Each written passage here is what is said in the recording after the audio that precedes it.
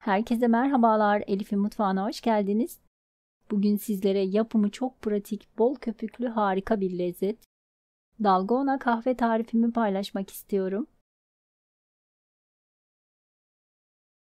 Yeni tariflerimden haberdar olabilmek için kanalıma abone olup zil tuşuna basarak bildirimleri açmayı unutmayınız. Beğeni ve yorumlarınızı bekliyorum.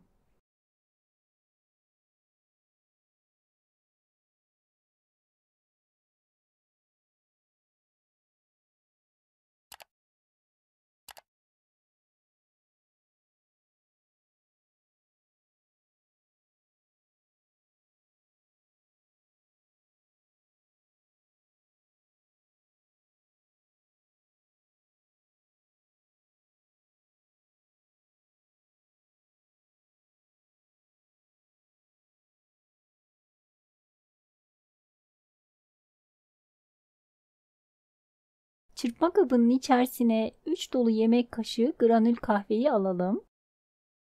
Üzerine 3 yemek kaşığı toz şeker ve 3 yemek kaşığı sıcak su ekleyelim. Daha sonra çırpmamız gerekli ama benim kabım biraz küçük geldiği için daha büyük bir kabın içerisine aldım.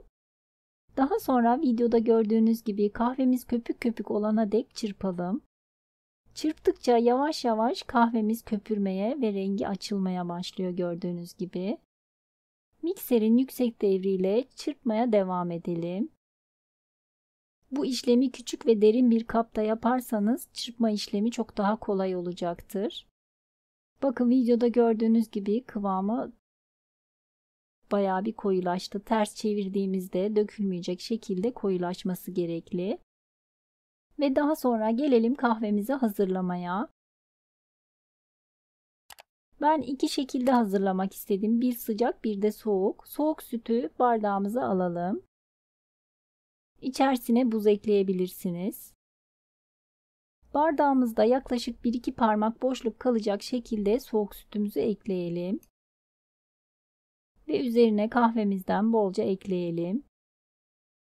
Ve fincanımıza da sıcak sütümüzü alalım. Yaklaşık 1 parmak boşluk kalacak şekilde.